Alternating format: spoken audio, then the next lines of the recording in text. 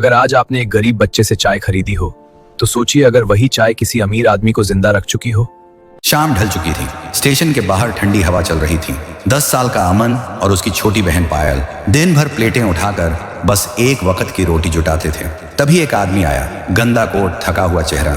बोला, बेटा एक कप चाय मिल जाएगी। अमन ने जेब देखी, बस 20 रुपए थे। उसी से रात का खाना आना था। पायल ने धीरे से कहा, भैया दे दो, भूख कल भी लग सकती है। अमन ने चाय दे दी। आदमी चाय पीकर चला गया। बस इतना बोला, तुम दोनों अच्छे बच्चे हो। अगले दिन वही आदमी स्टेशन पर फिर दिखा, लेकिन इस बार सूट में। स्टेशन मास्टर उनके पास आया। ये साहब पूरे स्टेशन की कैंटीन लीज पर ले रहे हैं और ये चाहते हैं कि इसे तुम चलाओ। अमन समझ गया, कुछ लोग पहचान नहीं दिल देखते हैं। पहले दिन कोई ग्राहक नहीं आया। लोग कहते थे, बच्चों से क्या होगा। अमन रात में सो नहीं पाया।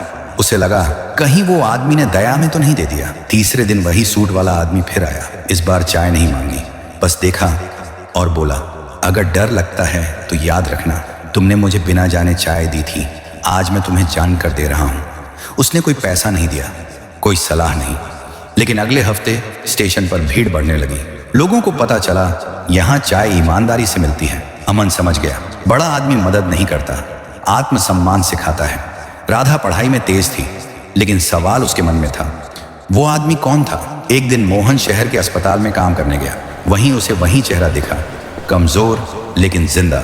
डॉक्टर ने बताया, ये साहब कैंसर से जूझ रहे हैं, अपनी सारी कमाई दान कर रहे हैं। मोहन कुछ नहीं बोला। शाम को वो आदमी खुद चलकर झोपड़ी तक आया। बोला, मैं तुम्हें कुछ नहीं देना चाहता था, बस यह यकीन करना चाहता था कि अच्छाई अभी जिंदा है। 2 महीने बाद वो आदमी चला गया, लेकिन उसकी छोड़ी पढ़ाई राधा ने पूरी की।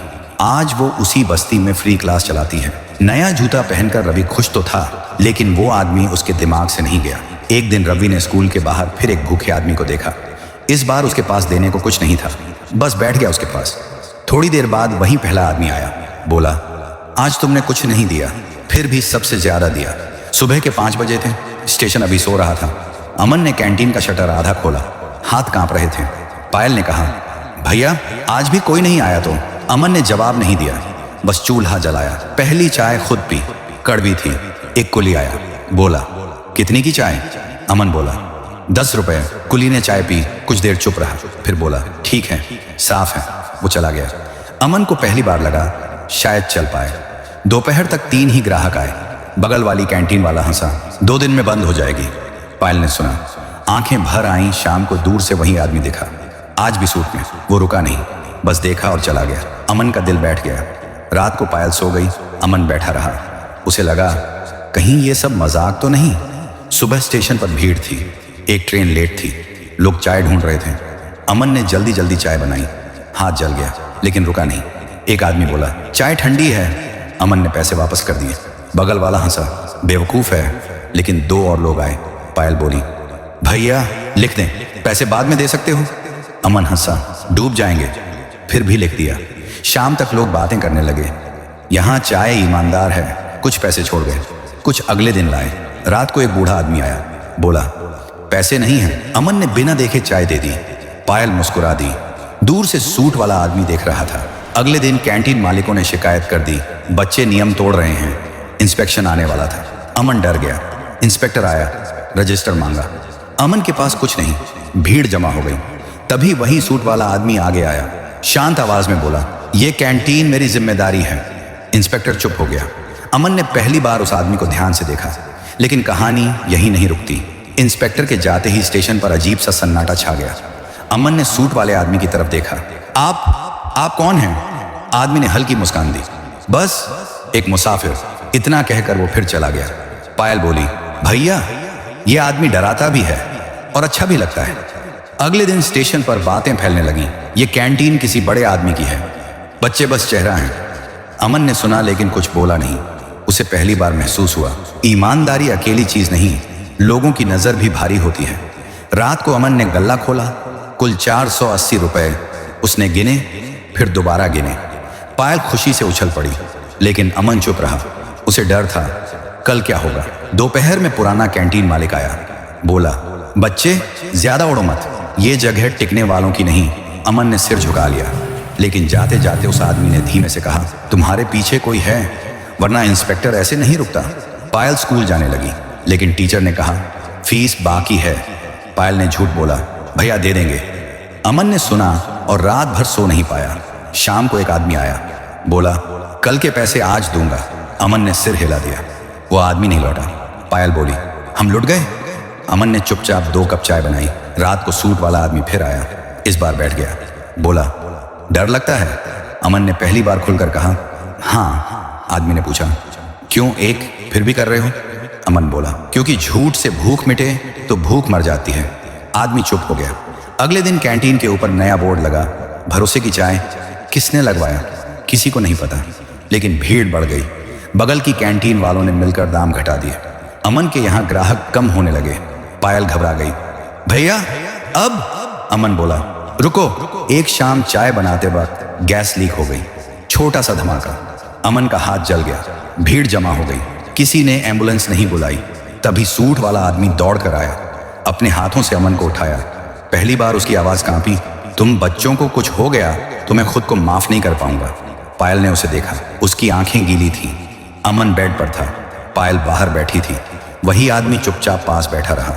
कोई फोन नहीं, कोई दिखावा नहीं, बस इंतजार। पायल ने धीरे से पूछा, अंकल आप सच में कौन हो? आदमी ने गहरी सांस ली।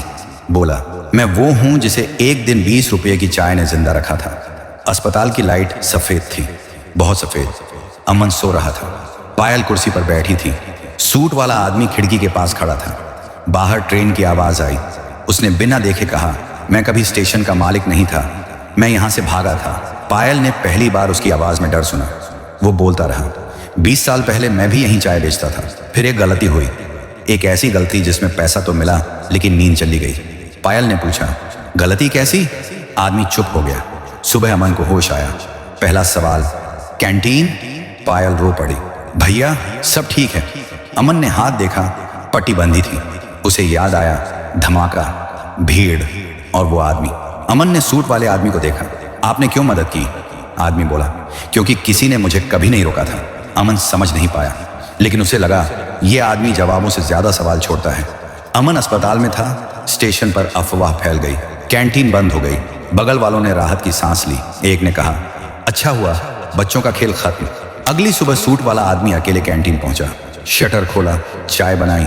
किसी ने पहचान नहीं की, बस एक बूढ़ा बोला, आज चाय अलग लग रही है। आदमी ने हल्की मुस्कान दी। दोपहर में एक फाइल आई। स्टेशन का छोटा बाबू बोला, साइन चाहिए। साइन चाहिए। आदमी ने पढ़ा। नाम था अमन कुमार। उसने बिना कुछ बदले साइन कर दिया। पायल अस्पताल से भागकर स्टेशन पहुंची। कैंटीन चल रही थी।